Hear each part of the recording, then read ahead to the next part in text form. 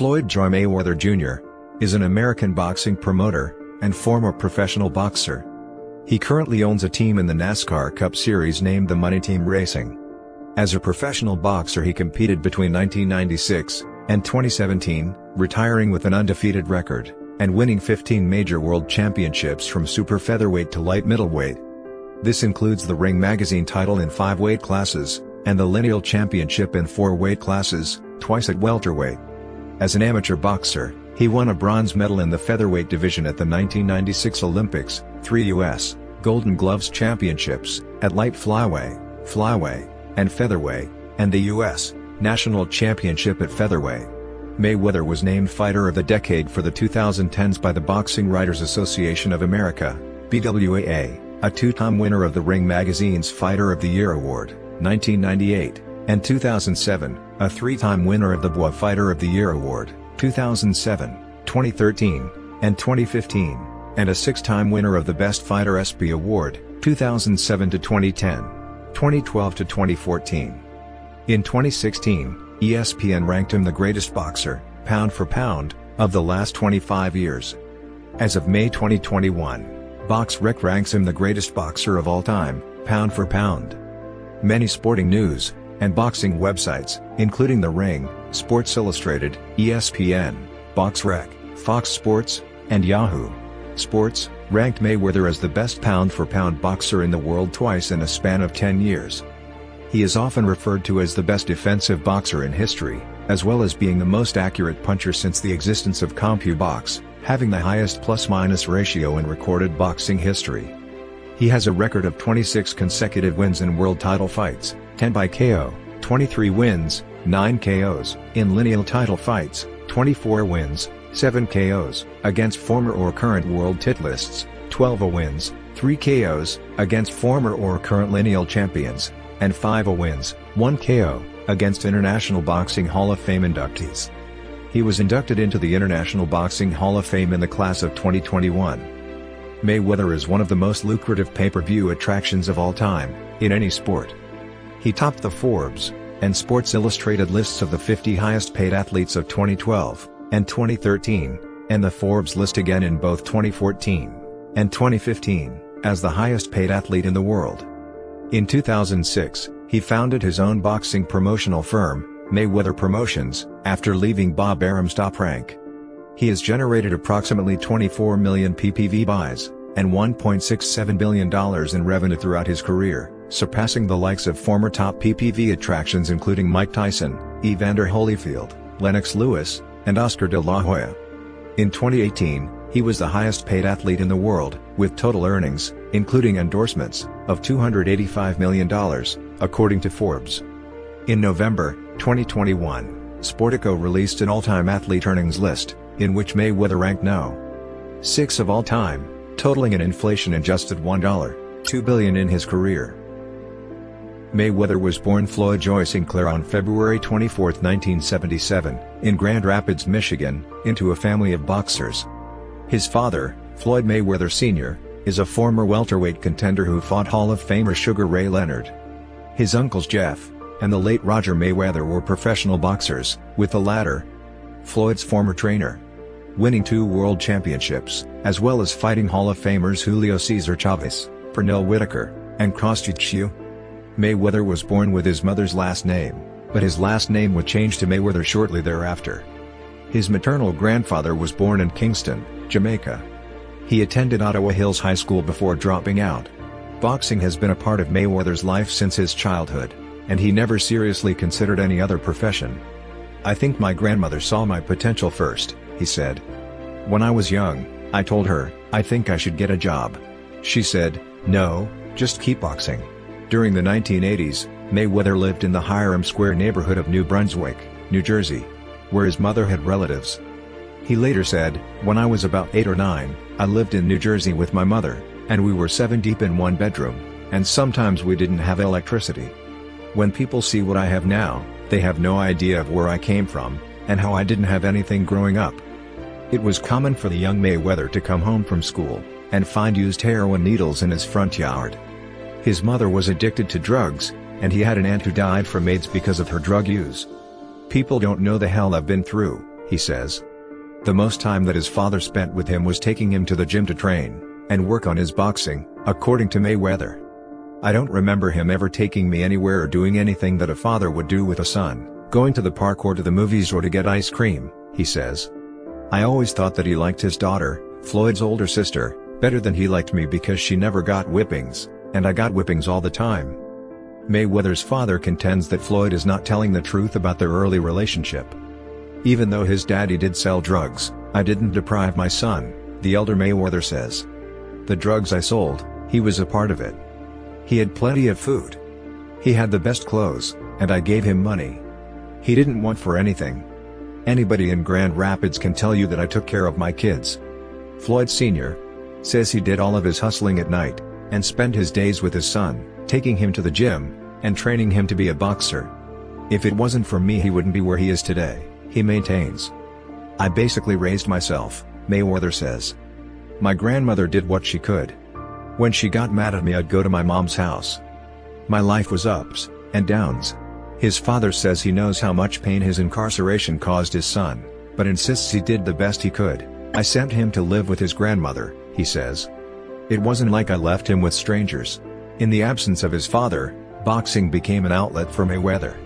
As the elder Mayweather served his time, his son put all of his energy into boxing, and dropped out of high school.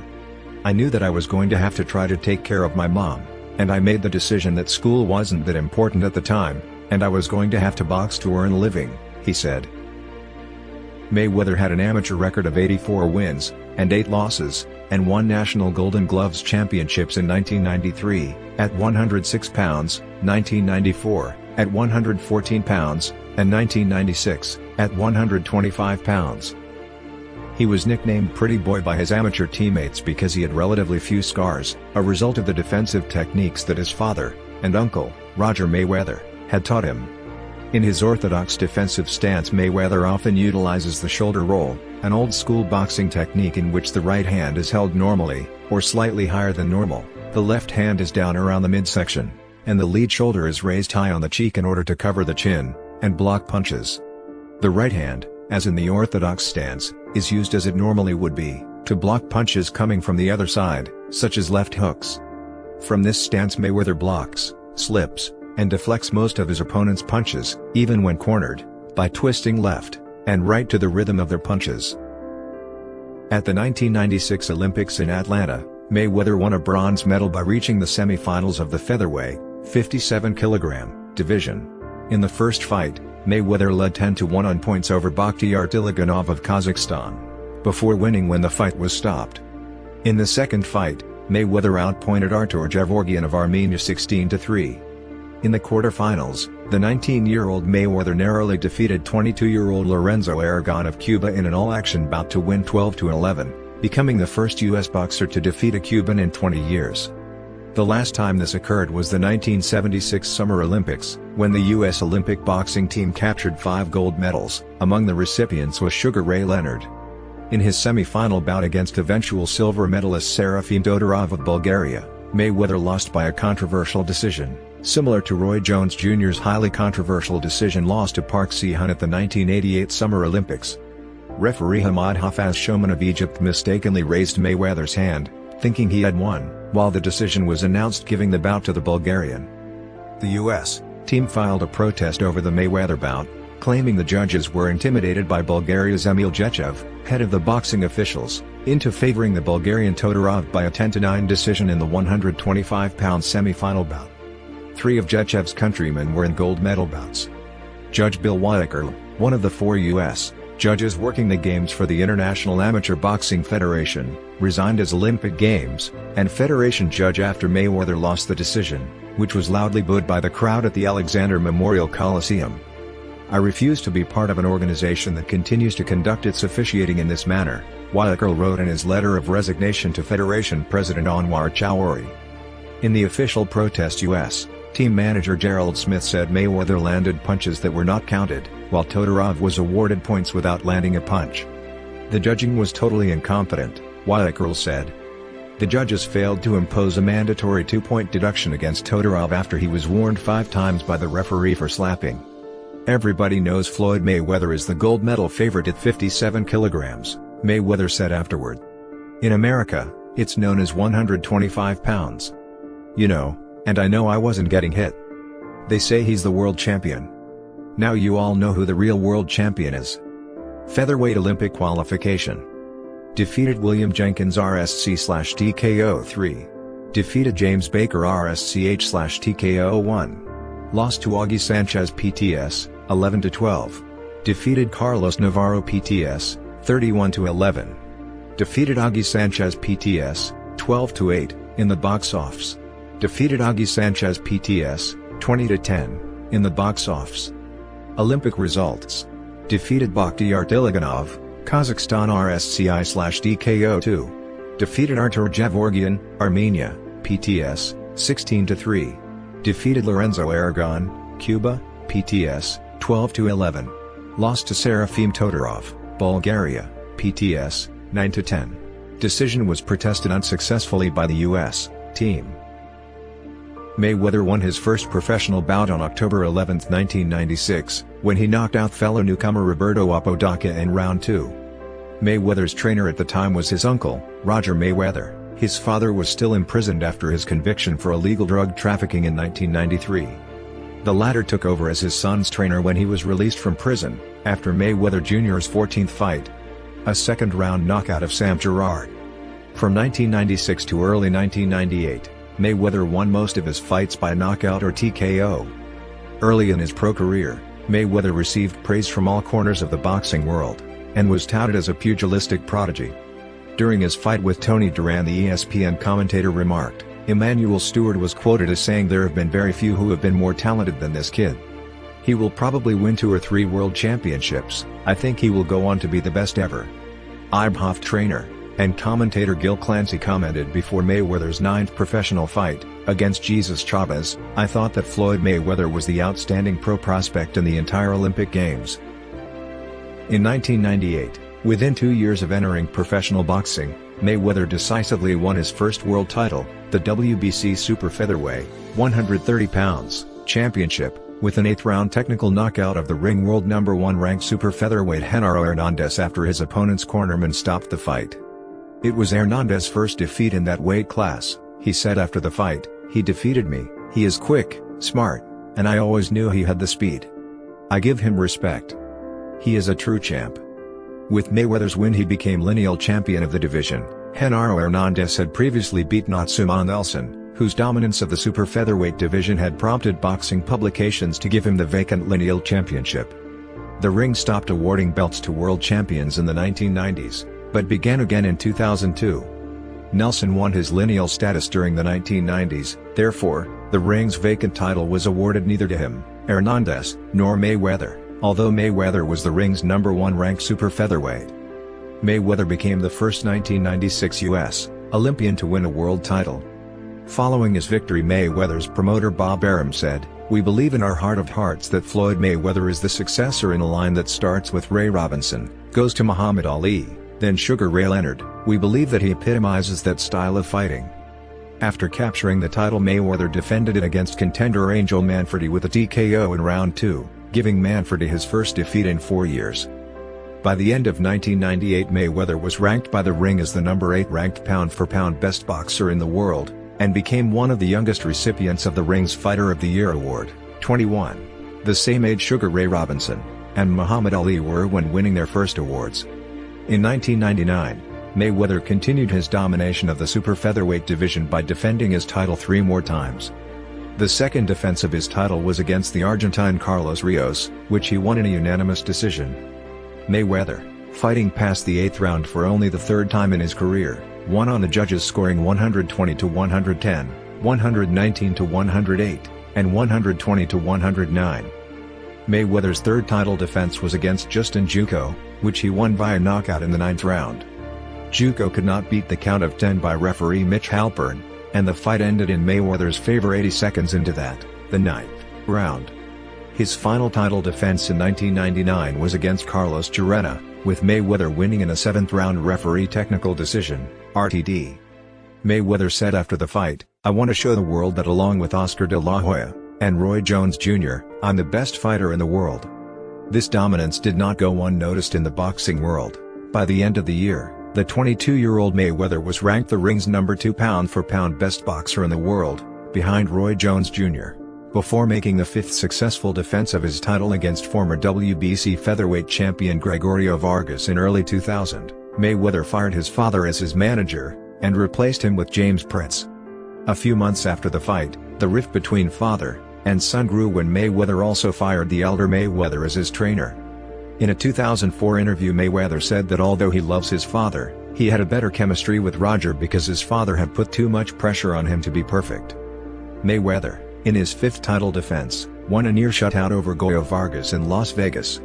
During the 10th round, when Mayweather overheard HBO announcer Jim Lampley say that the champ had switched to a southpaw stance for the 2nd time in the bout, he leaned ringside, and said it was the 3rd time. After a 6-month layoff, Mayweather was still elusive. During the 6th round, Mayweather dropped Vargas with a hook to the ribs, and cruised to a unanimous decision.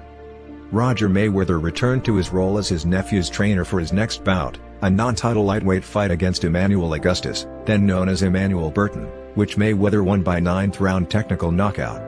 Years later, in an interview in 2012, Mayweather would name his fight against Augustus as the toughest of his career, and said, "If I was rating certain fighters out of every guy that I've fought, I'm going to rate Emmanuel Augustus first compared to all the guys that I've faced." In one of the more definitive and memorable fights of his career, Mayweather fought the hard-hitting, former IBF super featherweight champion Diego Corrales, 33-0, with 27 KOs. Coming into the bout, Mayweather and Corrales were undefeated, and neither fighter had touched the canvas. Mayweather was the ring's number 2 ranked super featherweight in the world, and number 7 pound-for-pound, while Corrales was the number 1 ranked super featherweight in the world, and number 5 pound-for-pound. Before the fight was announced, Mayweather had stated he wanted to fight Corrales, who was facing jail time for allegedly beating his pregnant wife. "I want Diego because I'm doing it for all the battered women across America," Mayweather said. "Just like he beat that woman, I'm going to beat him."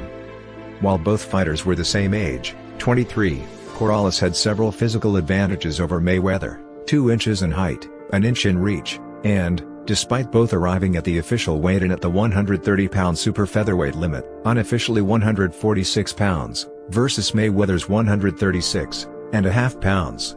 In the bout, Mayweather won every round, and knocked down Corrales 5 times, 3 times in round 7, and twice in round 10. After the 5th knockdown, Corrales' cornerman climbed onto the apron, and stopped the fight, thereby establishing Mayweather as a claimant to boxing's mythical pound-for-pound title. At the time of the stoppage, Mayweather was ahead on the scorecards, leading by 89-79, 90-79, and 90-78. Throughout the fight, HBO commentators analyzed Mayweather. Larry Merchant stated, "Mayweather fights in a tradition of boxing and quick-handedness that goes back in Michigan, all the way to fighters like Sugar Ray Robinson." Harold Lederman remarked, "Jim Lampley, I gotta tell ya, I'm terribly impressed. I don't think I've seen an exhibition of boxing like this since Willie Pep. This kid is unbelievable, great legs, great speed, unbelievable ring generalship. I mean, he's got tremendous presence in that ring. Floyd Mayweather knows where he is, every minute of this fight."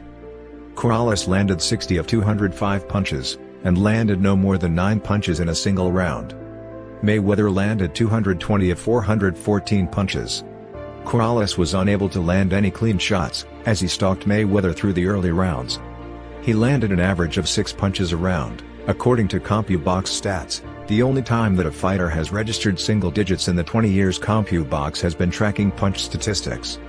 After the fight, Mayweather remarked, "I would like to fight Prince Nassim Hamed. Hopefully we can meet at 128 pounds, or he can come up to 130 pounds. We can fight, or I can fight the winner of Casimir. Prince Nassim isn't going to fight you," intervened HBO commentator Larry Merchant, who then chuckled, and added, after he saw this, "It ain't gonna happen.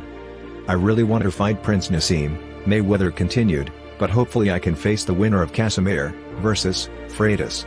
Although neither fight materialized, Mayweather's opponent Diego Corrales would later hand Freitas, the winner of the Casimir versus Freitas fight, his first professional defeat, and defeat Casimir via controversial decision in a rematch of their first bout. Afterwards, Bob Arum was ecstatic about his new star. "Better than Sugar Ray Leonard," he asserted. "And did you see him at those press conferences? The fight was met with acclaim in the boxing world, and sports in general. CBS said, Floyd Mayweather Jr.'s speed was dazzling. His power was unexpected, and the BBC reported on a near-flawless performance. The New York Daily News reported that Floyd Mayweather Jr., displaying blazing speed and punishing power. And Sports Illustrated reported, a fistic masterpiece. On October 10, 2001, boxing trainer Eddie Futch died at age 90. Tim Smith of the New York Daily News remembered an encounter with the trainer in an article. One of the last times I saw Futch was before the Floyd Mayweather Jr. Diego Corrales Jr. lightweight title bout in Vegas. Futch was talking about how much he admired Mayweather's style, how Mayweather was such a beautiful boxer, able to slip along the ropes and avoid punches. Corrales said he was going to neutralize Mayweather's hand speed by hitting Mayweather on the arms. I guess he thinks he's going to stand there and let him hit him on the arms all night, said Futch, who correctly predicted that Mayweather would completely dismantle Corrales in a defensive masterpiece. Futch had a way of cutting to the heart of a matter. I don't know anyone in boxing who won't miss him. I don't know anyone in boxing that can take his place.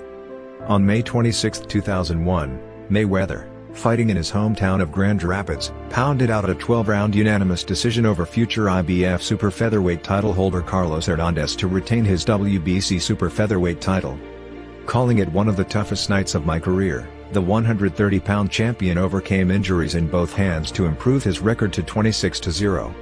He is a very, very tough fighter, Mayweather said of the challenger, whose record fell to 33-1. I'm disappointed in my performance. Mayweather suffered the first knockdown of his career when he hit Hernandez with a left hook in round 6, which caused him sufficient pain that he dropped his injured left hand to the canvas. He wasn't hit, but was given a standing 8 count by the referee. Mayweather's last fight in the super featherweight division was against future super featherweight and lightweight title holder Jesus Chavez.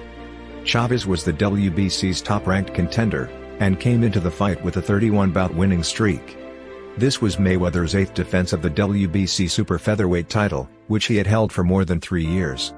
He won when Chavez's corner stopped the fight after round 9. Mayweather had such difficulty making weight for this fight that he did not eat for 4 days before the weigh-in. Chavez stated after the fight, "He's, Mayweather, the champ. And now I become his #1 fan."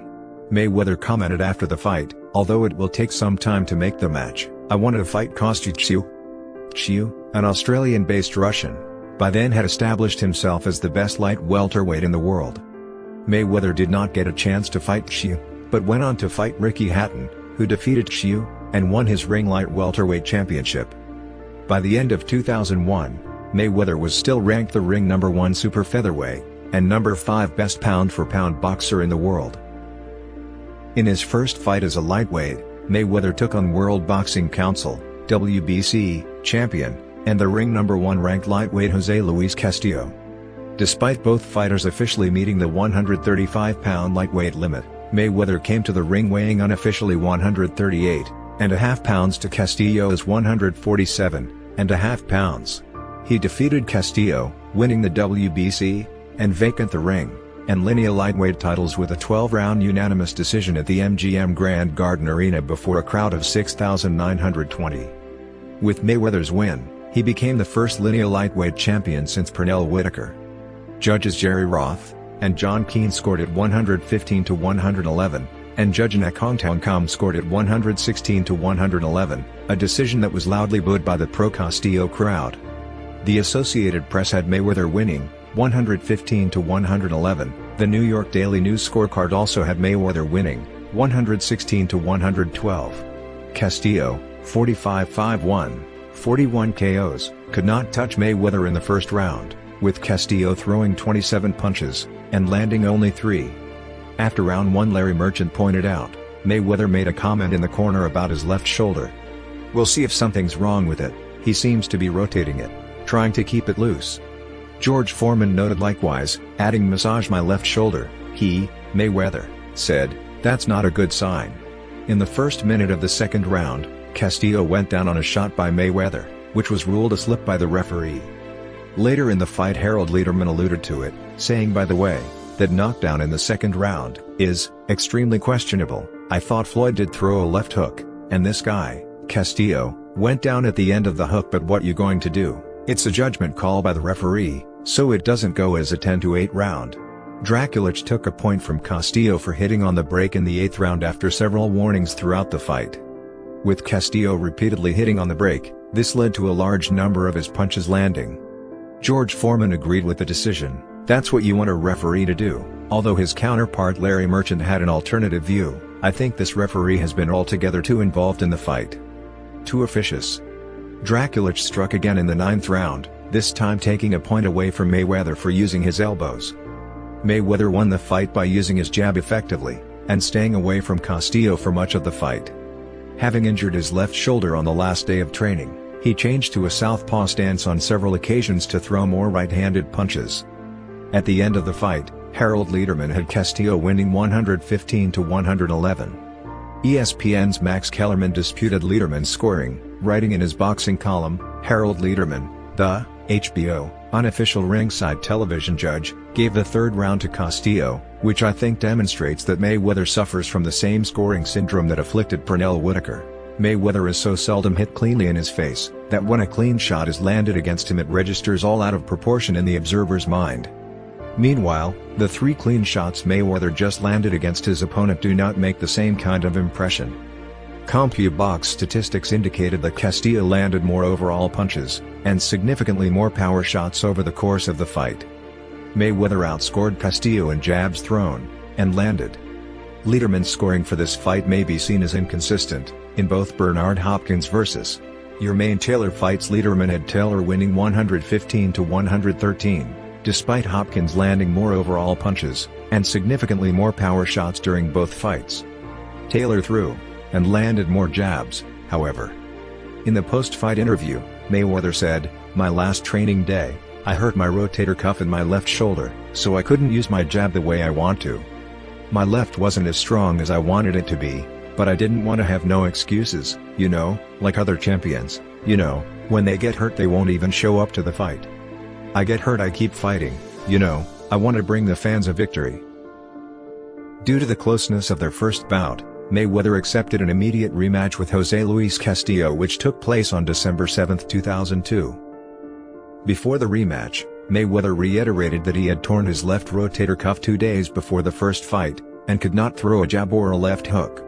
He had surgery following the controversial decision over Castillo, and said his shoulder had fully healed. The smaller Mayweather was again outweighed by Castillo on the night of the fight. Castillo weighed 147 pounds, to Mayweather's 138.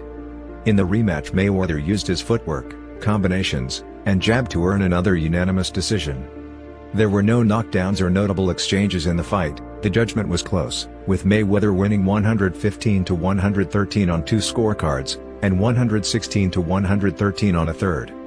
The Associated Press had Mayweather winning 116-112, HBO unofficial scorer Harold Lederman, and fellow analyst Larry Merchant both scored at 115-113 for Mayweather. On April 19, 2003, Mayweather defended his WBC lightweight title in a unanimous decision over Dominican Victoriano Sosa. Mayweather, 30-0, fought a tactically sound 12-round bout against an aggressive Sosa, 35-3-2. His next fight, on November 1 of the same year, was in his hometown of Grand Rapids against WBC No. 1 ranked contender Philip Ndu, whose record was 31-1 with 30 KOs. During the run-up to the fight, Nelson Mandela invited Ndu to his office for a pep talk before his departure for the U.S., advising him to keep Mayweather on the outside with the jab, work the body, and the head will become available. South African President Thabo Mbeki, in a note, said he had full confidence Ndu would put on a performance to make all South Africans proud, and would return home with the WBC belt. When told of his opponent's high-level support, Mayweather responded, "Nelson Mandela's a great man, he's big in America, but Mandela can't get in there and fight for him." In the 5th round, Mayweather connected with a series of straight rights and lefts. When Ndu would not go down, Mayweather gave a little smile and continued the barrage. He dominated his opponent, before flooring him with a series of rights in the 7th round. Ndu got up on shaky legs, forcing a stoppage at 150. At times during the fight, Mayweather, in black trunks outlined with fur, seemed to toy with Ndu. By the end of 2003, Mayweather was still the ring's lightweight champion, and the number 5 ranked best pound-for-pound boxer in the world. Mayweather, at 27, made his 140-pound debut by defeating former titlist DeMarcus "Chop Shop" Corley, knocking him down twice officially in rounds 8 and 10, and scoring a unanimous decision of 119-107, 119-108, and 118-108. The fight was billed as a WBC elimination bout, with the winner earning a shot at 140-pound champion Arturo Gatti. "Mayweather can flat-out fight," Corley's trainer Don Turner said. "He's like magic. He makes you move into the punches." Shortly after this fight, Mayweather would reach number 1 on the USA Today pound-for-pound rankings, with middleweight champion Bernard Hopkins at number 2.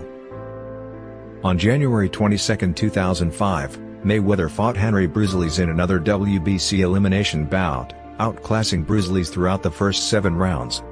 In round 8, Mayweather knocked Bruiselys down twice, and the fight was stopped. Mayweather's victory made him the mandatory challenger for Gatti's WBC light welterweight championship. The pay-per-view fight between Mayweather and the ring number 1 ranked contender Arturo Gatti took place June 25, 2005 in Atlantic City, New Jersey, where fans heavily supported Gatti.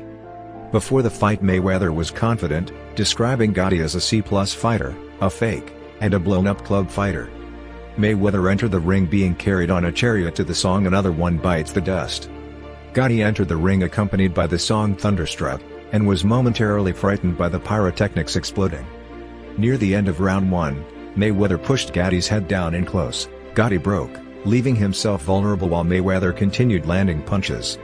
Gatti turned to the referee to complain. Mayweather capitalized, sending Gatti to the canvas with more shots for what was scored a knockdown.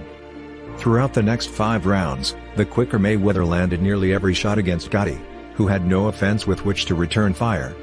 Gatti's corner stopped the fight after round 6, giving Mayweather his 3rd world title. In the post-fight interview, Mayweather praised Gatti, claiming that his pre-fight comments were just to sell tickets. To many boxing experts, Mayweather's dominance of Gatti solidified his position as one of the best pound-for-pound fighters in the world. CompuBox had Mayweather outlanding Gatti 168-41, with Gatti landing only 10 power punches, anything other than a jab. Mayweather's fight with Gatti would be his last in the light welterweight division. He would leave as the ring number 1 ranked contender, with Ricky Hatton as light welterweight champion. After his fight with Gatti, Mayweather moved up to the welterweight division. On November 19, 2005, Mayweather fought a non-title bout at 147 pounds, 67 kilograms, against welterweight Sharmba Mitchell. In round 3, Mayweather knocked Mitchell down with a straight right hand to the head. In round 6, another straight right hand. This one to Mitchell's body. Dropped Mitchell again, ending the fight. On April 8, 2006, Mayweather defeated Zab Judah for the IBF welterweight title in a unanimous decision. Plans for the fight had been jeopardized after Judah lost the WBA, WBC, and the ring welterweight titles to Carlos Baldemir on January 7, 2006. However, Mayweather's and Judah's camps reworked the contract, and decided that the fight would go on. During the bout, Mayweather stayed calm during Judah's aggressive early rounds. He began to dominate Judah in round 5, and the latter eventually bled. Late in the 10th round, Judah hit Mayweather with a left hand that was clearly below the belt, following with a right-handed rabbit punch. Referee Richard Steele called timeout with 5 seconds remaining in the round. Roger Mayweather entered the ring, and approached Judah, but Steele restrained him. Judah's father, and trainer, Yoel Judah, entered the ring as well. Mayweather remained in the neutral corner while the Judahs scuffled with Roger, and others who had entered the ring, until police and security restored order. Roger was ejected, and the fight continued for the scheduled 12 rounds. Mayweather won a unanimous decision by official scores of 116-112, 117-111, and 119-109. CompuBox statistics showed him landing 188 punches, compared with 82 for Judah. 5 days after the fight, the Nevada State Athletic Commission, NSAC, decided not to overturn the result of the bout. However, Roger Mayweather was fined $200,000, and suspended for 1 year. The suspension stipulated that Roger could train Mayweather in the gym, but could not work the corner during fights. On April 17, 2006, the IBF ordered a rematch between Mayweather and Judah. However, then SAC suspended Judah for 1 year on May 8, and Mayweather vacated the IBF title on June 20.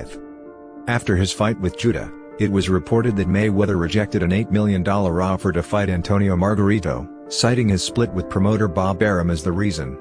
However, Oscar de la Hoya postponed his decision until 2007, leaving Mayweather to obtain Mayweather Promotions and choose his next opponent.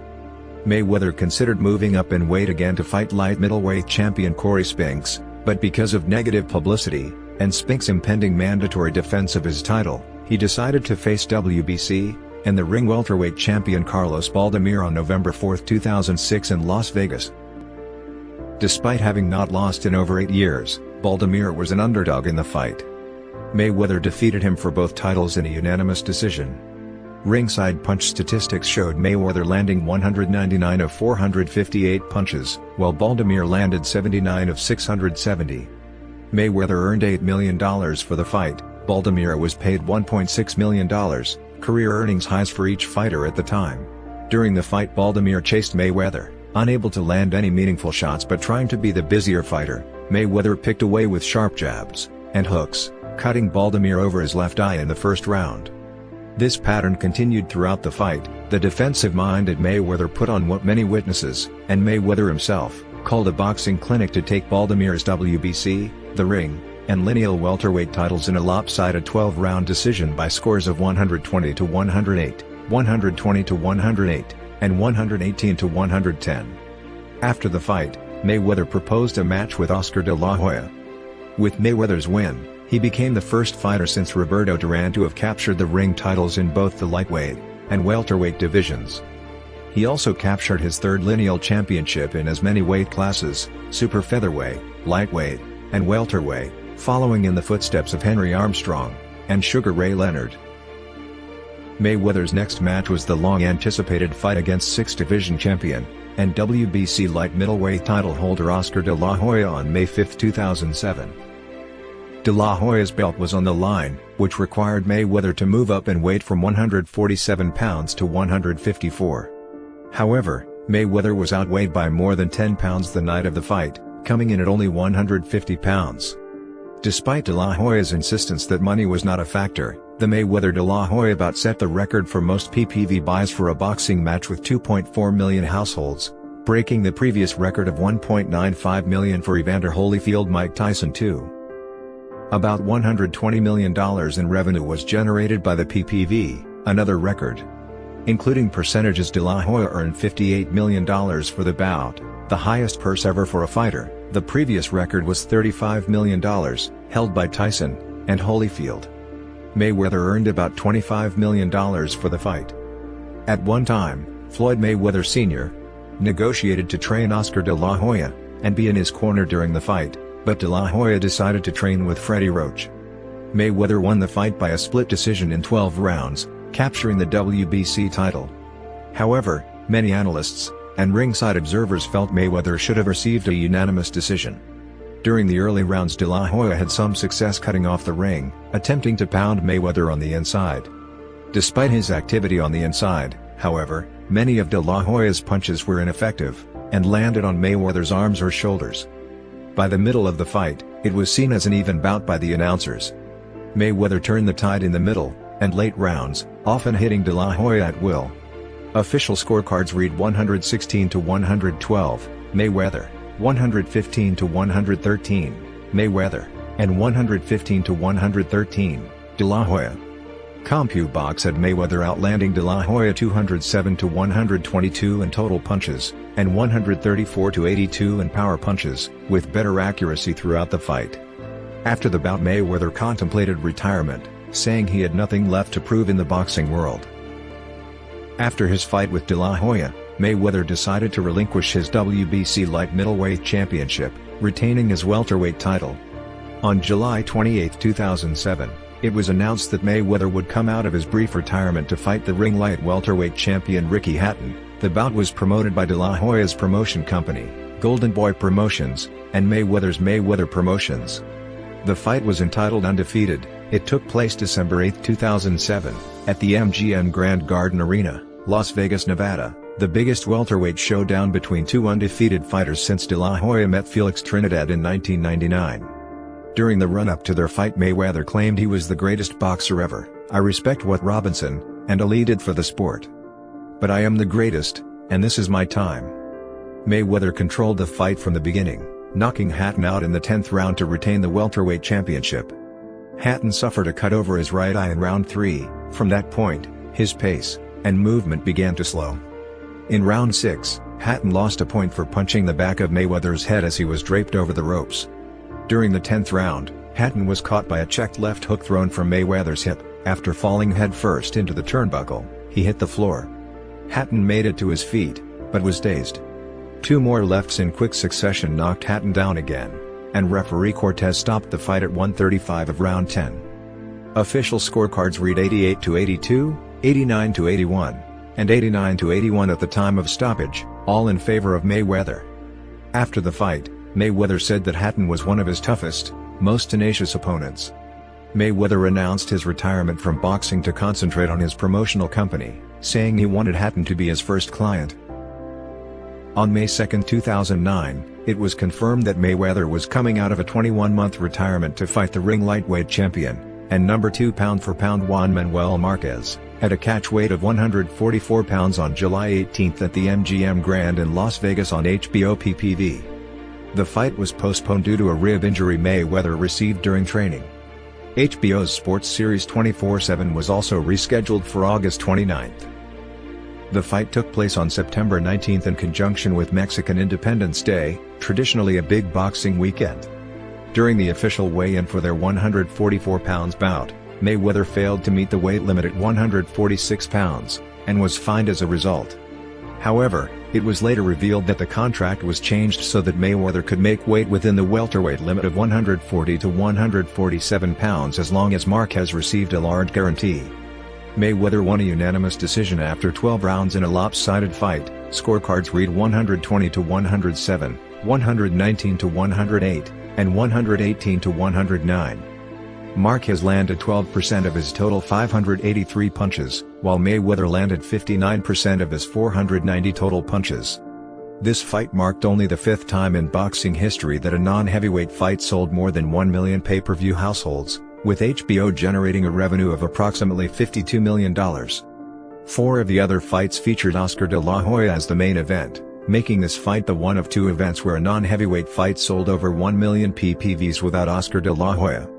The other fight was Manny Pacquiao vs Miguel Cotto, which sold 1.25 million PPVs.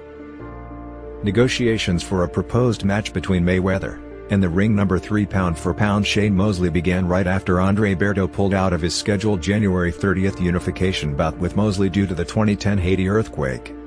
Both sides eventually agreed to fight on May 1, 2010, for Mosley's WBA super welterweight title.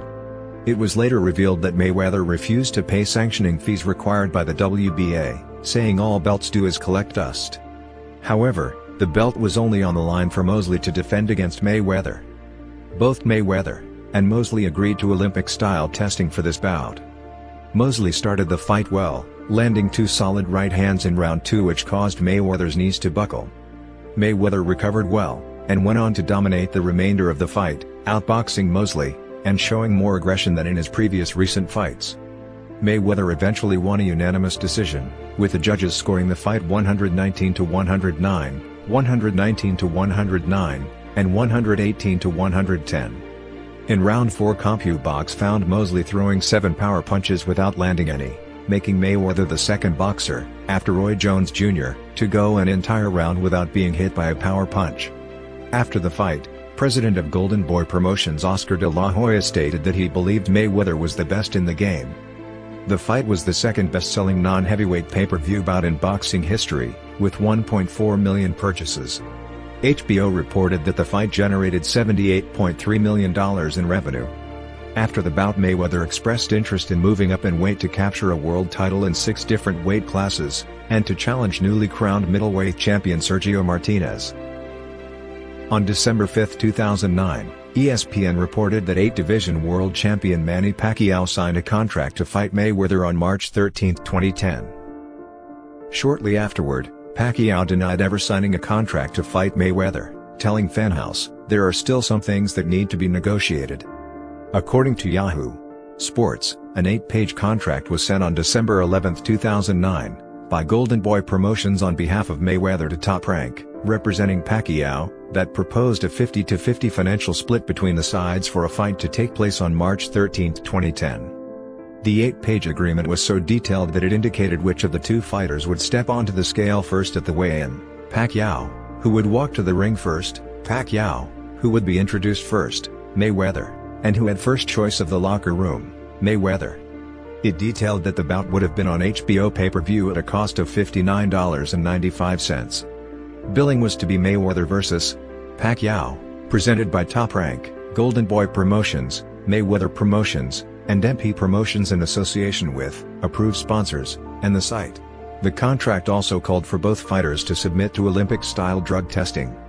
A Mayweather-Pacquiao bout at that time was expected to be the largest grossing fight in history, in which total revenues could reach $300 million. Experts predicted the fight would sell between 2.5 million and 3 million pay-per-views in the US.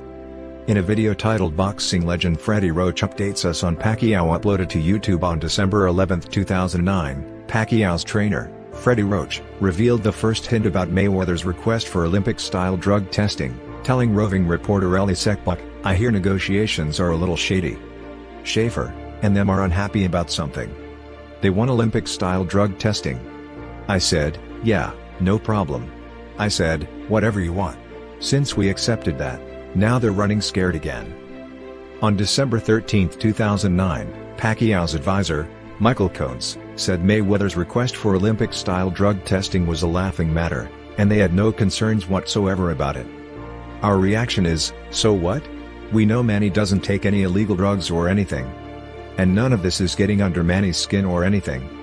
I'm here with Manny, and to him, it's like a joke. It's a laughing matter, said Coates. After reports had surfaced that both parties had agreed to all terms, Golden Boy Promotions released a press release on December 22, 2009, revealing that Pacquiao was unwilling to comply with the Olympic-style drug testing requested by Team Mayweather. The following day, Bob Arum, Top Rank founder and CEO, declared the fight was off, and Pacquiao would be facing a different opponent. "We appeased Mayweather by agreeing to a urine analysis at any time, and blood testing before the press conference, and after the fight." Mayweather pressed for blood testing even up to the weigh-in. He knew that Manny gets freaked out when his blood gets taken, and feels that it weakens him. "This is just harassment, and, to me, just signaled that he didn't want the fight," Arum told David Mayo of the Grand Rapids Press. Not long after declaring that the fight was off, Arum had a change of heart, and offered Mayweather a 24-hour take-it-or-leave-it deadline to accept Team Pacquiao's terms for drug testing. Top Rank sent out a press release explaining their position on Mayweather's request for random Olympic-style drug testing. In it, Arum said Pacquiao was willing to submit to as many random urine tests requested, but as far as random blood tests were concerned, he was only willing to subject himself to 3 tests. One in January, one 30 days from the bout, no later than February 13th, and one immediately after the fight. Let's be very clear on the real issues we differ on. It's not about being tested, it's about who does the testing, and the scheduling of the procedures. The major issue related to the testing rests with which independent agency will administer these tests. The United States Anti-Doping Agency, USADA, cannot do it because they will not amend its procedures to accommodate the blood testing schedule we have outlined. USADA, under its guidelines, would have the right to administer random blood tests as many times as they want up to weigh-in day, and that is ludicrous. Freddie Roach told Lance Pugmire of the Los Angeles Times on December 22 that he would prefer for Pacquiao to give his final blood sample a week before the bout, and no later than 72 hours before. On December 28, 2009, a video from an episode of HBO's Pacquiao Hatton 24/7 surfaced on the internet showing Pacquiao giving blood in the weeks leading up to his May 2, 2009, bout with Ricky Hatton. Documents confirmed that the video was recorded on April 8, 2009. 24 days prior to the fight, and past the 30-day cutoff date that Pacquiao had demanded for a Mayweather fight. Both sides agreed to enter into mediation on January 7, 2010, in hopes of coming to an agreement on the blood testing issue. Retired federal judge Daniel Weinstein, who successfully resolved a prior dispute between Top Rank and Golden Boy Promotions, would again act as mediator. 2 days later, after hours of negotiating during mediation, Arum declared that the fight was officially off after Mayweather refused to agree to a 24-day cutoff date. Mayweather revealed that he offered a 14-day cutoff date to Team Pacquiao, but it was rejected. Mayweather Promotions CEO Leonard Ellerbe declared on January 18, 2010, that random blood and urine testing will be implemented in all of Mayweather's future fights, regardless of the opponent.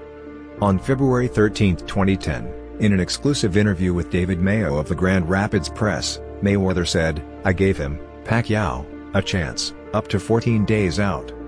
But my new terms are all the way up to the fight. They can come get us whenever, all the way up to the fight, random drug test." That's what it is. After the failed negotiations, both fighters moved on to instead face other opponents. On March 13, 2010, Pacquiao defeated Joshua Clottey via unanimous decision, and on May 1, 2010, Mayweather beat Shane Mosley by a unanimous decision. Pacquiao was quoted by the Manila Bulletin on May 20, 2010, as saying, "As long as they're not getting a large amount of blood, I am willing to give out blood as close to 2 weeks before the fight." On the same day, Mayweather revealed that he would be taking the rest of 2010, and possibly 2011, off. On June 10, 2010, Oscar de la Hoya said negotiations for a Mayweather-Pacquiao fight were close to being finalized. Speaking to Spanish-language sports show República Deportiva, de la Hoya briefly talked about the current status of negotiations, and, with a grin on his face, said that the two sides were extremely close to making the biggest fight in boxing a reality. "These negotiations have been real difficult for various reasons, but we're really close to finalizing the contracts, even though they've been complicated," he commented. "Today, I can't really talk about the negotiations, but we're really close." A week later, Golden Boy Promotions CEO Richard Schaefer refuted de la Hoya's comments. "I saw those quotes as well, and I had no idea what Oscar was talking about. And I called him up, and asked him about them, and he said that he was misquoted," Schaefer explained to Lem Satterfield of Fan House. Arum declared on June 30, 2010, that there were no longer any issues, and the decision was up to Mayweather. "That's all been resolved," Arum stated to Kevin Ioli of Yahoo Sports regarding the dispute over random blood and urine drug testing. Arum would also tell the Las Vegas Review-Journal, "There's no longer any issues, the question is whether Mayweather is willing to fight this year." He would reiterate that comment to the Manila Bulletin, stating, "It's now up to Mayweather if he wants to fight." On July 13, 2010, Arum issued a July 16 midnight deadline for Mayweather. Mayweather has until the end of the week. He could wait until the last minute. If it's Friday, July 16th, and it's 11 p.m., and he says we have a deal, Arum would explain to Dan Rafael of ESPN. On July 15, 2010, Top Rank's website unveiled an official countdown to the deadline entitled Money Time, Mayweather's Decision. As soon as the deadline for Mayweather's response expired, Arum held a conference call. Arum revealed to the media that the negotiations he had been referring to consisted of a series of conversations with HBO Sports president Ross Greenberg. He also revealed that there was no actual direct communication with any representative from Team Mayweather or Golden Boy Promotions. "I had a couple of conversations with Ross Greenberg, and I laid out all the terms that would be acceptable to our side, and I also informed him about the concession that Manny had made regarding drug testing. He got back to me in a couple of weeks, and told me that he had had discussions with Al Heyman, representing Floyd Mayweather, and that everything looked good, and we were nearing a resolution." The subsequent conversations with Ross detailed to me conversations he had with Al Heyman. Nowhere was the name Richard Schaefer or Golden Boy mentioned, although I read, as you all did, Oscar's statement that a deal was close, so I assumed from that Heyman was keeping Schaefer and Golden Boy abreast of the situation. During a Q&A session following his opening statement, Arum further explained, "We have never talked to anybody on the Mayweather side, and all conversations on our part were through Ross Greenberg, and he reported on all conversations on the Mayweather side from Al Heyman." On July 19, 2010, Ellerbe denied that negotiations ever took place, and nothing was ever agreed on. Ellerbe stated, "Here are the facts: Al Heyman, Richard Schaefer, and myself speak to each other on a regular basis, and the truth is no negotiations have ever taken place, nor was there ever a deal agreed upon by Team Mayweather or Floyd Mayweather to fight Manny Pacquiao on November 13th. Either Ross Greenberg or Bob Arum is not telling the truth, but history tells us who is lying."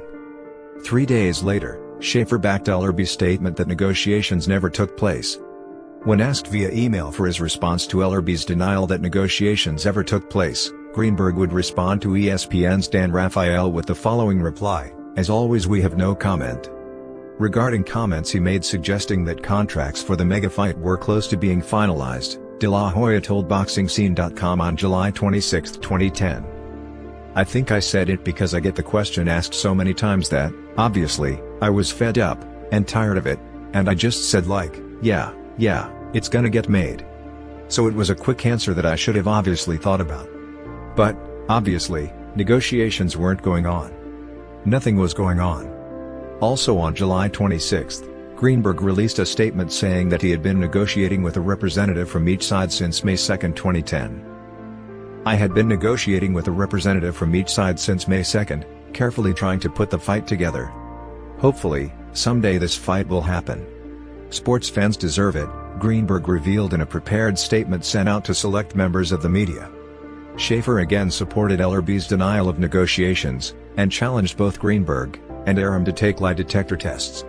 "I think it's unfortunate that Ross made that statement. I fully stand behind the statement I made. I have not negotiated with Ross, and I am not aware of any negotiations that have taken place," Schaefer told ESPN. On July 8, 2011, ESPN reported that Pacquiao was willing to agree to random drug testing. But not by the United States Anti-Doping Agency, USADA. "We have agreed in the Pacquiao camp to unlimited random testing done by a responsible, neutral organization," Arum told Yahoo. "We don't believe USADA is a neutral organization. I don't think anybody's test is as vigorous as the test administered by the Olympic Organization. And we can arrange for the Olympic Organization to handle the test under the supervision of the Athletic Commission respective of the state where the fight is going to be held." However, the following day, Pacquiao's top advisor, Michael Coates, stated that Pacquiao had never agreed to testing until fight day. "Will we give blood 5 days, 7 days before the fight? You know, that's something I have to talk to Manny about, but we have nothing to hide," Coates said. ESPN reported on January 20, 2012, that Mayweather called Pacquiao on the telephone, and spoke directly with him in the Philippines. "He asked about a 50-50 split, and I told him no, that can't happen, but what can happen is you can make more money fighting me than you have made in your career," Mayweather said. Mayweather offered to pay him a flat fee of $40 million for a proposed fight but would not allow him to share in the revenue. Pacquiao said, "I spoke to Floyd, and he offered me an amount," Pacquiao said. "He didn't talk about the pay-per-views here, and that's it. I can't agree with that. I told him I agree with 55 and 45 split." Pacquiao appeared on the ESPN program First Take on September 20, 2012, and said he had no problem with the drug testing issue. "No problem," Pacquiao said. "Whatever he wants to do," Pacquiao said he was willing to be tested even on the night of the fight. "No problem," he said. "Even the night of the fight. No problem." On December 20, 2013, the Daily Telegraph reported that Mayweather said Pacquiao's association with promoter Bob Arum is the reason why the bout will not happen. "We all know the Pacquiao fight, at this particular time, will never happen, and the reason why the fight won't happen is because I will never do business with Bob Arum again in life, and Pacquiao is Bob Arum's fighter," Mayweather said. On June 7, 2011, Mayweather announced via Twitter that he was set to fight WBC welterweight champion, and the ring number 2 ranked welterweight Victor Ortiz on September 17. Ortiz was Mayweather's first challenger in 16 months. The fight took place at the MGM Grand Garden Arena. From round 1, Mayweather used his speed, skills, and accurate right hand to tag Ortiz repeatedly. Mayweather seemed in control through the first 3 rounds. Judges' scores were 30-27, 30-27, and 29-28 for Mayweather. In the 4th round Ortiz had some success, landing a few shots, and stinging Mayweather before bullying him into the corner. He then rammed Mayweather in the face with an intentional headbutt, opening a cut on the inside and outside of Mayweather's mouth. Referee Joe Cortez immediately called timeout, and docked Ortiz a point for the blatant foul. Ortiz, apparently acknowledging his wrongdoing, hugged Mayweather in the corner, and even appeared to kiss him. Cortez motioned the fighters back together to resume the fight, without putting them in a neutral corner. Both fighters touched gloves, and Ortiz gave Mayweather another hug. At that moment, Cortez was not looking at the fighters. As Ortiz let go, Mayweather took advantage of Ortiz not having his hands up, and unloaded a left hook which wobbled Ortiz. Ortiz then looked at the referee, and Mayweather connected with a flush right hand to Ortiz's face. Ortiz fell to the canvas, and was unable to beat Cortez's count as the crowd of 14,687 jeered Mayweather. After the fight, Ortiz claimed that he was merely obeying the referee's instructions when he was blindsided by Mayweather, who defended his actions by saying that in the ring, you have to protect yourself at all times. Mayweather vs. Ortiz was purchased by 1.25 million homes with a value of $78,440,000 in pay-per-view revenue. These numbers make the event the second highest-grossing non-heavyweight pay-per-view event of all time. Mayweather has appeared in the three biggest non-heavyweight pay-per-view events in the sport's history: Mayweather vs.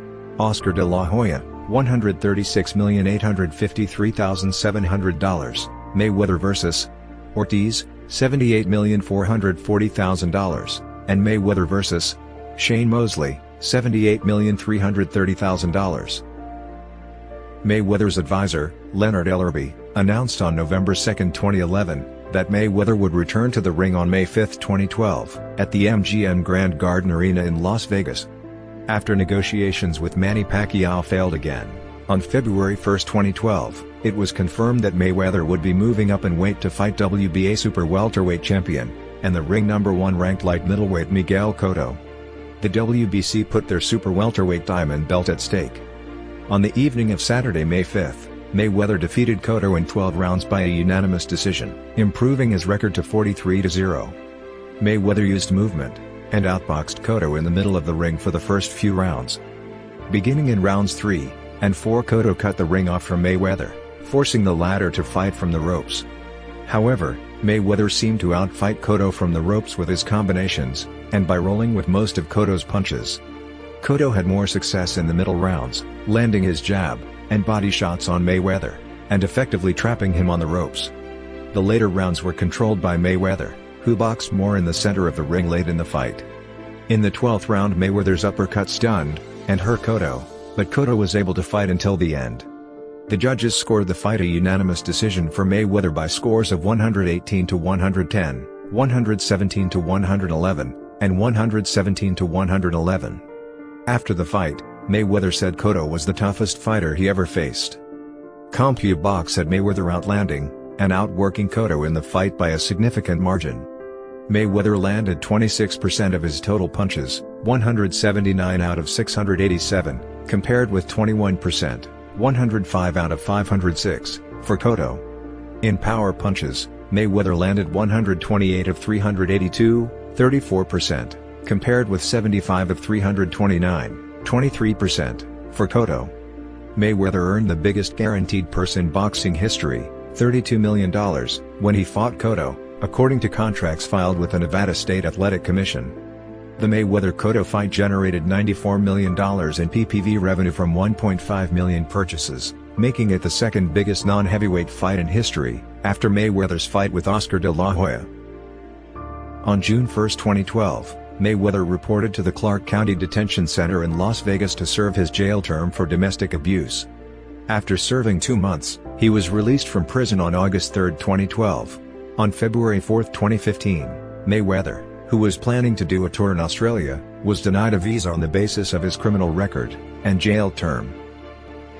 Mayweather returned to the ring on May 4, 2013, at the MGM Grand Garden Arena to face the WBC interim welterweight champion, Ring No. 3 ranked welterweight, and the WBC's mandatory challenger Robert Guerrero. This was Mayweather's first fight since being released from jail, and was the first time Mayweather has fought on Showtime PPV after a long relationship with HBO. Mayweather was guaranteed $32 million for the fight. The fight took place in front of 15,880 at the MGM Grand Garden Arena. Prior to the fight, Guerrero had not lost in 8 years. The first couple rounds were fairly even, with Mayweather attempting to counter and time Guerrero, while Guerrero was attempting to drive Mayweather to the ropes and make it a rough fight. After the first couple rounds, Mayweather was in complete control, almost hitting Guerrero at will with right-hand leads, counters, hooks, and effectively timing Guerrero the rest of the fight. Mayweather won the fight on all 3 scorecards, 117-111. Mayweather outlanded Guerrero 195 punches to 113, which included a rare 60% connect on his power shots. Although no official tallies are reported, according to Showtime Sports executive Steven Espinoza, the fight had exceeded 1 million purchases in PPV. Mayweather confirmed via Twitter that a deal was reached to face Ring No.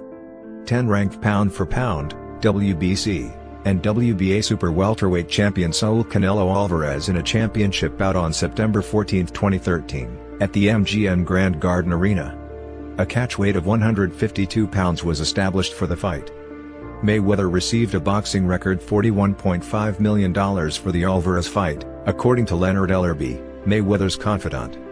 In front of a sold-out crowd of 16,746 at the MGM Garden, Mayweather defeated Alvarez by majority 12-round decision.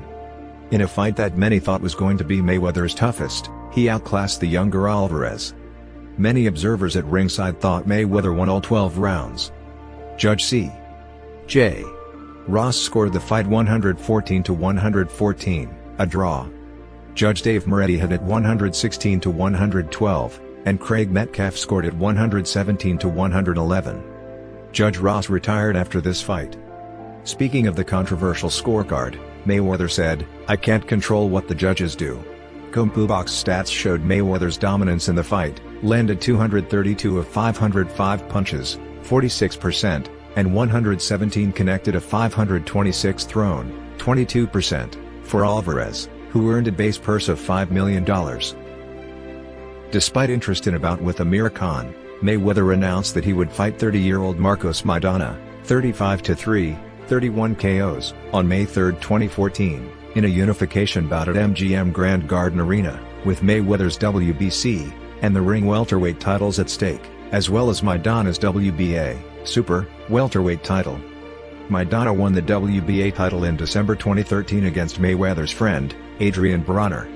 Mayweather tweeted the news the day after his 37th birthday. The Barclays Center in Brooklyn also made a case to showcase the fight. Mayweather explained why he chose Maidana. "Marcos Maidana's last performance immediately brought him to my attention. He is an extremely skilled fighter who brings knockout danger to the ring. I think this is a great fight for me, and he deserves the opportunity to see if he can do what 45 others have tried to do before him, beat me." Maidana was a 12-1 underdog going into the fight. In front of a sold-out crowd of 16,268, in what was one of his toughest fights, Mayweather won the bout via majority decision, with scores of 114-114, 117-111, and 116-112. Maidana came out aggressive, and maintained that stance throughout the fight, forcing Mayweather to engage. CompuBox revealed that Mayweather was hit more times than any of his previous 38 bouts that have been covered by them. Mayweather landed 230 of his 426 punches thrown, 54%, while Maidana landed 221 of 858, 26%. Many times in the fight Maidana threw shots at different angles, forcing Mayweather against the ropes.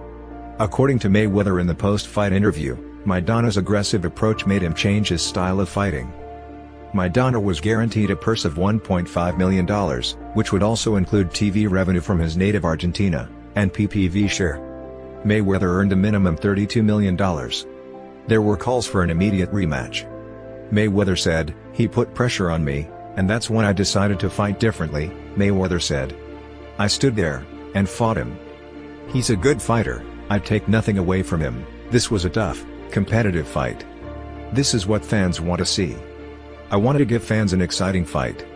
Normally, I box, and move. Tonight, I gave fans an exciting fight." Maidana felt he won the fight, believing he gave Mayweather his toughest fight ever. Speaking through a translator, he said, "I definitely think I won. Floyd had never been hit by a man before. I had to change the gloves, after a last-minute problem with his original gloves on Friday, and I still gave him a great fight. He did dominate some rounds, but the majority, I dominated them."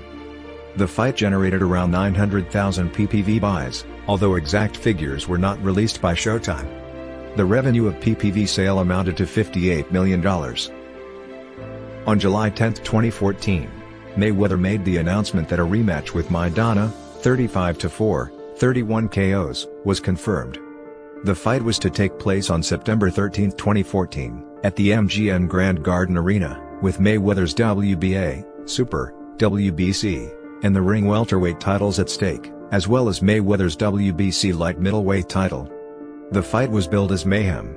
In front of 16,144 at the MGM Grand, Mayweather defeated Maidana via unanimous decision. Unlike the first fight, Mayweather came out better prepared for Maidana's style. The final judges' scores were 115 to 112, 116 to 111, and 116 to 111. ESPN scored it wider for Mayweather at 119 to 108. Mayweather did not allow Maidana to land any overhand right, with the punch stats showing Maidana connecting 128 of 572 shots, 22%. Mayweather had 51% connect rate, landing 166 of 326. A bizarre moment occurred in round 8, whilst in a headlock, Maidana appeared to have bitten Mayweather's left hand. Mayweather explained this in the post-fight, "I didn't know what it was. Something happened, and then my fingers were numb. After the 8th round my fingers were numb. I could only use my other hand. He bit me. I realized he bit me. We were tangled in the middle of the ring, and all of a sudden I felt something on my left hand." Maidana denied the bite. "Maybe he thinks I'm a dog, but I never bit him. He was rubbing my eyes that round. He may have had his glove in my mouth, but I never bit him." After round 9, Maidana appeared to be confused as he started walking towards the wrong corner. Mayweather immediately ran towards him to point to his corner, much to the amusement of the crowd. Maidana was unhappy with the final verdict, and thought he won the fight. "If the judges want to give the fight to fighters that run, they can give it to him. I was attacking all the time. Maybe I'm wrong, but I thought that I was the aggressor. I kept my plan to be aggressive, but he kept holding and pushing. I don't want to waste my time with a third fight. I trained with all my heart to get this type of result. This is not fair. There's not reason for another fight." For the sequel, Mayweather earned a minimum of $32 million, and Maidana earned a career-high $3 million. The fight did well on PPV, a reported 925,000 households bought the fight, generating $60 million. The live gate grossed nearly $15 million, putting it at number 5 in the top 35 boxing gates.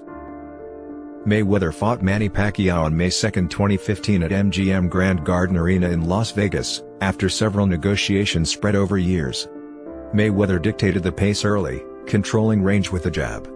His deft movement and pivoting made Pacquiao consistently miss, landing only 19% of his punches. Mayweather was able to counter Pacquiao with his right hand throughout the fight, and won via unanimous decision with the scorecards reading 118 to 110, 116 to 112, and 116 to 112. The vast majority of media outlets, 1618, scored the bout in his favor. In the days following the fight, many observers felt the match failed to live up to expectations. Pacquiao told the media after the match that he was limited in the fight due to an injured right arm. Sports Illustrated reported that Pacquiao fought through a torn rotator cuff in his right shoulder, which will require surgery. Bob Arum revealed Pacquiao's injury to have been a persistent one dating back to 2008. Additionally, Pacquiao's camp had not requested a cortisone injection, which is allowed by the U.S. anti-doping agency, but rather a last-minute Toradol injection, which was declined by the Nevada State Athletic Commission. Mayweather, who originally had no plans for a rematch with Pacquiao, told ESPN's Stephen A. Smith in a text that he would be open to a rematch after Pacquiao recovers from shoulder surgery. However, as of May 9, 2015, Mayweather stated, "Did I text Stephen A. Smith and say I will fight him again? Yeah, but I changed my mind. At this particular time, no, because he's a sore loser, and he's a coward." On July 6, 2015, the World Boxing Organization, WBO, stripped Mayweather of his welterweight championship because he was not permitted to hold titles in multiple weight classes, and because he failed to pay a sanctioning fee. Mayweather confirmed through Instagram that he would defend the WBC, WBA, Super, and the Ring welterweight titles against WBA interim champion Andre Berto on September 12, 2015, at the MGM Grand Garden Arena. The announcement received some backlash due to Berto being 3-3 in his last 6 fights. Many felt he wasn't a credible opponent. Welterweight contender Amir Khan was said to be disappointed with the selection. Berto believed Mayweather chose him as his final opponent due to personal reasons, which could date back to when he won the National Golden Gloves tournament. Showtime's Steven Espinoza revealed the reason why Mayweather never chose Amir Khan was because Khan would have been observing Ramadan before the fight, and therefore wouldn't be at the top of his game. The reason to why he decided not to fight then IBF title holder Kell Brook was a business decision. with Brook not being known in the US compared to Berto. Mayweather was able to pinpoint holes in Berto's guard, and find a home for the jab early. He landed sharp counters, and feint hooks while controlling range for the vast majority of the bout. Berto pushed the pace, but his aggressiveness fell short as Mayweather was highly mobile, and closed the distance consistently. Mayweather hurt his left hand at the end of the 9th round but remained comfortable throughout the rest of the fight, winning via unanimous decision 117-111, 118-110, and 120-108. Mayweather dominated the fight, landing an impressive 56%, 232-410, punches thrown, compared to Berto's underwhelming number of 17%, 83-495, punches landed. Mayweather earned a purse of $32 million, and Berto earned a career-high $4 million. Early industry sources reported the fight drew 550,000 buys. Later sources indicated the number could have been as low as 400,000 buys, generating $28 million. This was the lowest number of buys Floyd had generated in over 10 years. The fight also gathered a crowd of 13,395, also a decreased figure compared to Mayweather's previous fights. Keith Thurman noted, "Amazing speed. He showed tremendous skill and talent." Mayweather announced his retirement in the ring after defeating Berto, walking away from the sport with an undefeated record of 49-0. The WBC declared his welterweight and super welterweight titles vacant in November 2015. The idea of a Mayweather comeback floated around April 2016, as rumors of Mayweather Promotions filing for trademarks of TBE 50 and TMT 50 hinted that Mayweather might have been targeting that 50th win. This was confirmed by posts from the U.S. Patent and Trademark website. Around May 2016, another rumor started that a crossover fight between Mayweather and MMA star Conor McGregor was in the works. On May 7, 2016, Mayweather confirmed that he was the one who started the rumors regarding the potential clash. Mayweather followed it through with an Instagram post of an unofficial teaser poster showcasing both fighters. Dana White dismissed all the rumors, and stated that Mayweather had yet to contact him in case he wanted the fight to push through, since McGregor was in contract with the UFC. On January 13, 2017, White continued his stance against a Mayweather-MC Gregor boxing matchup, and insisted that, because of McGregor's contract, it would never happen, and even went as far as offering Mayweather to box McGregor in the UFC for $25 million. On March 7, 2017, Mayweather urged McGregor to sign the contract, hinting that a fight was really in the works. On March 10, 2017, Mayweather stated that only a fight with McGregor would make him come out of retirement. On March 16, 2017, Dana White backpedaled on his stance against Mayweather fighting McGregor, and said that he would not deprive McGregor of making a massive payday. On May 18, 2017, McGregor reportedly agreed to all of Mayweather's updated terms, and signed the contract. On June 14, 2017, after months of negotiations, both fighters announced via their Twitter accounts that they would fight on August 26, 2017, at the T-Mobile Arena in Las Vegas, Nevada. On August 24, 2017, it was announced that Mayweather and McGregor would be facing off for the WBC money belt, specifically made for the fight.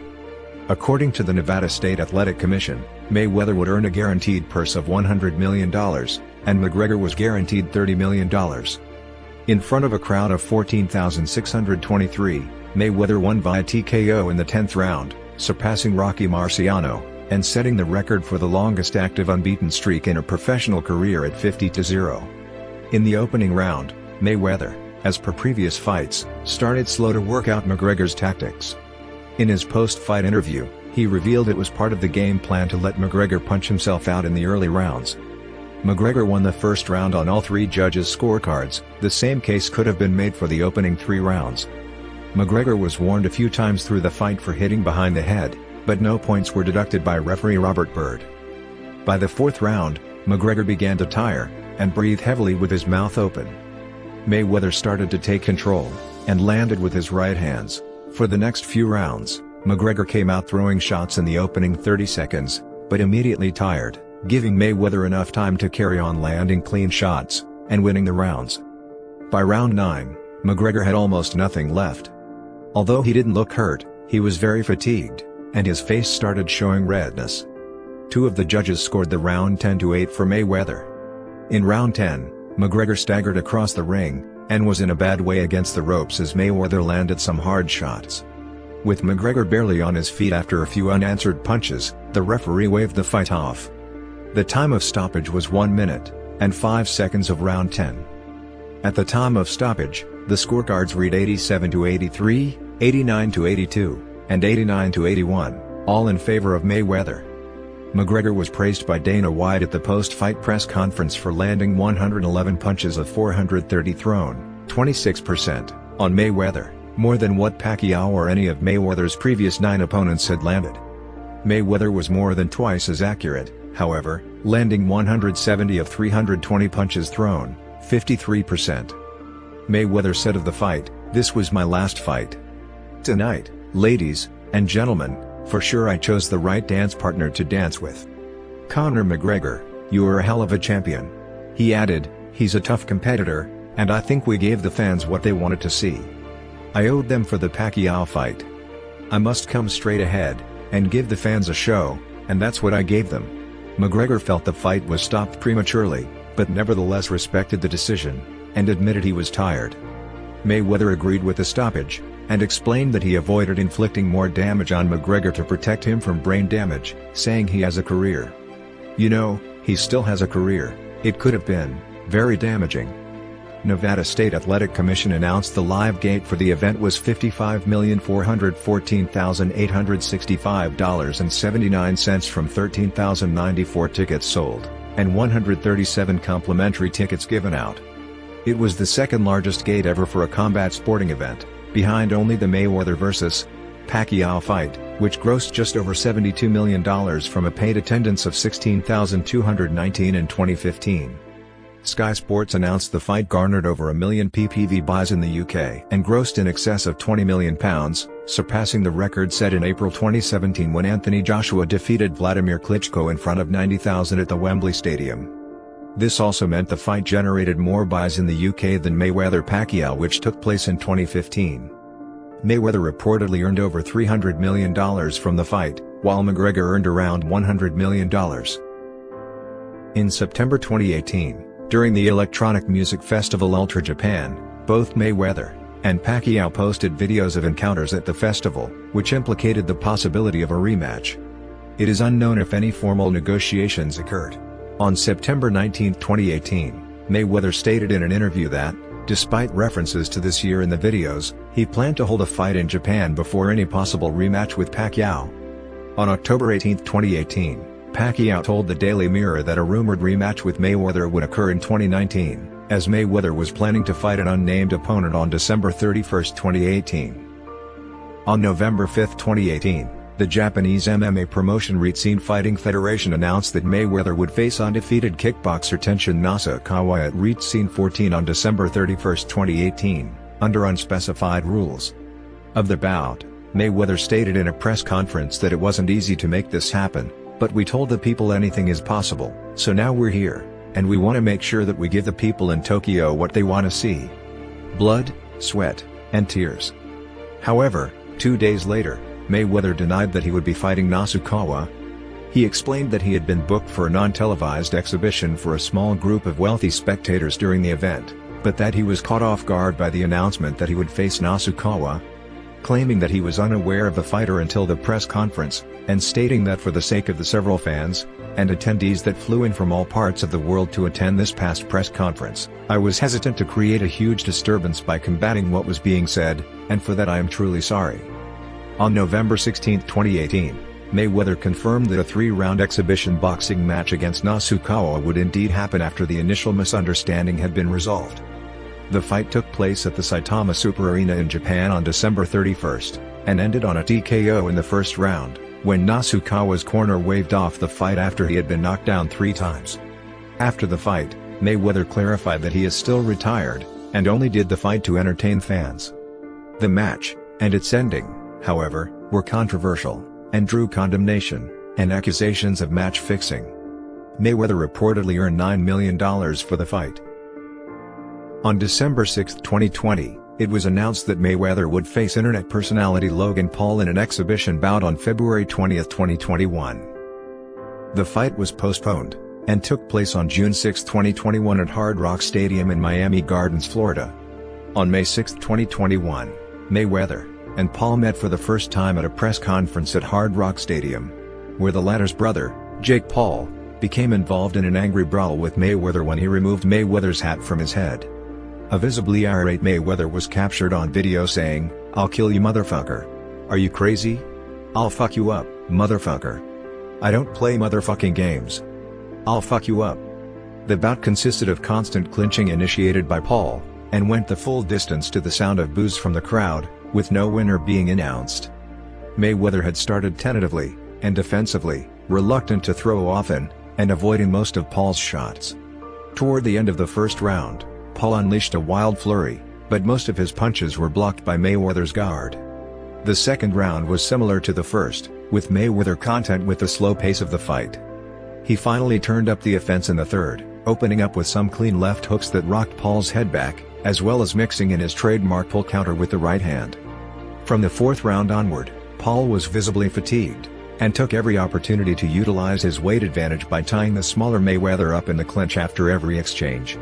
Despite Paul's constant attempts at neutering Mayweather's offense, the latter continued to dictate the pace of the fight, and land the cleaner, more effective punches. Toward the end of the eighth, and final round, Paul showboated when it became clear that he had done enough to avoid being stopped, as most had predicted would be the case, and that he would survive to hear the final bell. Mayweather's superior boxing was reflected by the CompuBox punch stats, with Mayweather having landed 43 punches of 107 thrown, 40.2%, compared to Paul's 28 landed of 217 thrown, 12.9%. In his post-fight interview, Mayweather praised his opponent, saying, "He's better than I thought he was. He's a tough, rough competitor." Paul appeared to harbor some doubt about how seriously Mayweather had taken the fight, saying, "I'm going to go home thinking, did Floyd let me survive?" When asked about the prospect of making a return to professional boxing, Mayweather replied, "I'm not coming back to the sport of boxing, absolutely not." He did not completely rule out participating in exhibition bouts in the future, saying, "As far as me doing another exhibition, probably not."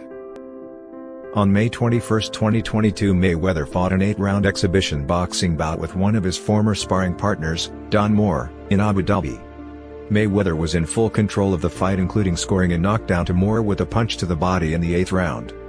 Moore survived the knockdown, and would go the full distance. There was no scoring, and it ended without an official verdict. On June 13, 2022, Mayweather announced he would be returning for another exhibition bout. The fight would be at the Ritz-Scene event scheduled on September 25, 2022 at the Saitama Super Arena. His opponent was confirmed to be Japanese mixed martial artist and YouTuber, Mikuru Asakura. Mayweather won by TKO in the second round. On September 25, 2022, Mayweather announced he would be facing YouTuber Deji Olatunji, the younger brother of KSI. The fight being scheduled for November 13, 2022 at the Coca-Cola Arena in Dubai. Mayweather defeated Deji via technical knockout in the 6th round. In January 2023, it was announced that Mayweather would be fighting another exhibition bout against former Bellator MMA fighter and television personality, Aaron Chalmers, after his original opponent for the fight, one championship Muay Thai fighter Liam Harrison, pulled out due to a knee injury. The bout is currently set to take place on February 25, 2023 at the O2 Arena in London, England, marking it as Mayweather's first exhibition bout in the United Kingdom. Mayweather appeared at WWE's No Way Out pay-per-view event on February 17, 2008, in Las Vegas, Nevada. He was involved in a storyline altercation with Big Show when Mayweather jumped a security barricade and attacked Big Show to help Rey Mysterio, whom Show had threatened to chokeslam. Mayweather originally assumed a babyface role in the storylines, which met with some resistance from fans. The attack resulted in Big Show receiving a broken nose. The following night on Raw, Big Show challenged Mayweather to a one-on-one no disqualification match at WrestleMania 24, which Mayweather accepted. At WrestleMania, Mayweather defeated Big Show in a knockout with brass knuckles to maintain his unbeaten record. Mayweather was reportedly paid $20 million for the fight. 1 million PPV buys were reported for WrestleMania 24, grossing $23.8 million in revenue. Mayweather was guest host for Raw in Las Vegas on August 24, 2009. He interfered with a tag team match, which resulted in a loss for the Big Show, again a heel, and his partner Chris Jericho, as Mayweather gave MVP brass knuckles to knock Jericho out. giving MVP and his new tag team partner Mark Henry the win, and a shot at the unified WWE Tag Team titles at WWE Breaking Point against Jerry Show. He then celebrated with Henry and MVP, turning face. Later that night, he was involved in a backstage segment with Vince McMahon, D-Generation X, and Carlito, helping McMahon prepare for his six-man tag team match against the Legacy, NDX. During the segment, McMahon knocked out Carlito. Mayweather appeared on the fifth season of Dancing with the Stars. His partner was Ukrainian-American professional ballroom dancer Karina Smirnoff. On October 16, 2007, Smirnoff and Mayweather were the fourth couple to be eliminated from the competition, finishing in ninth place. Mayweather resides in a 22,000 square foot, 2,000 square meters, 5-bedroom, 7-bath, custom-built mansion in Las Vegas, Nevada. In 2008, he recorded a rap song titled Yep that he used for his entrance on WrestleMania 24 in his match against Big Show. He owns a boxing gym, the Mayweather Boxing Club, in the Chinatown Plaza in Las Vegas. In 2011, he paid for the funeral of former super lightweight world champion and former opponent Genaro Hernandez, who died of cancer after a 3-year battle. Mayweather has 4 biological children and 1 adopted son. He has 3 children with former reality star Josie Harris, and 1 with television star Melissa Brim. In 2002, Mayweather was charged with 2 counts of domestic violence, and 1 count of misdemeanor battery. He received a 6-month suspended sentence, and 2 days of house arrest, and was ordered to perform 48 hours of community service. In 2004, Mayweather was given a 1-year suspended jail sentence, ordered to undergo counseling for impulse control, and pay a $1,000 fine, or perform 100 hours of community service, after being convicted of 2 counts of misdemeanor battery against 2 women. In 2005, Mayweather pleaded no contest to a misdemeanor battery charge after hitting and kicking a bouncer, receiving a 90-day suspended jail sentence. On September 9, 2010, it was reported that Mayweather was being sought by police for questioning after his former girlfriend, Josie Harris, filed a domestic battery report against him. Harris accused Mayweather of battery in the past, but those charges were dropped in July 2005 after Harris testified that she had lied, and that Mayweather had not battered her. Mayweather was taken into custody September 10, 2010, but was released after posting $3,000 bail. Mayweather was initially charged with felony theft, stemming from the disappearance of Harris's mobile phone. On September 16, 2 felony coercion charges, 1 felony robbery charge, 1 misdemeanor domestic battery charge, and 3 misdemeanor harassment charges were added. On December 21, 2011, a judge sentenced Mayweather to serve 90 days in the county jail for battery upon Harris in September 2010. Mayweather reached a deal with prosecutors in which he pleaded guilty to misdemeanor battery in exchange for prosecutors dropping the felony battery charge. Mayweather also pleaded no contest to 2 counts of misdemeanor harassment, stemming from threats to his children. In addition to the 90-day sentence, Mayweather was ordered to complete 100 hours of community service, a 12-month domestic violence program, and to pay a fine of $2,500. On June 1, Mayweather began serving his county jail sentence, and was released on August 3, 2012. In May 2015, following his bout against Pacquiao, Josie Harris sued Mayweather for $20 million for defamation, claiming that Mayweather lied during an interview with Katie Couric in April. During that interview, he called her a drug abuser while discussing the 2010 domestic violence incident, which ended up with Mayweather going to jail for 2 months. The case remains pending as of September 19, 2017. In November 2018, together with DJ Khaled, Mayweather agreed to a total settlement of $750,000 with the Securities and Exchange Commission (SEC), for failing to disclose payments accepted from issuers of initial coin offerings, including a personal $100,000 promotional payment from beleaguered cryptocurrency firm Centratech Incorporated, whose co-founders were indicted for fraud in May 2018. According to the SEC, they are its first cases involving charges for violating rules on touting investments in so-called initial coin offerings, or ICOs. As part of the settlement, Mayweather undertook to forego any endorsement or promotional agreement with a securities participant for 3 years.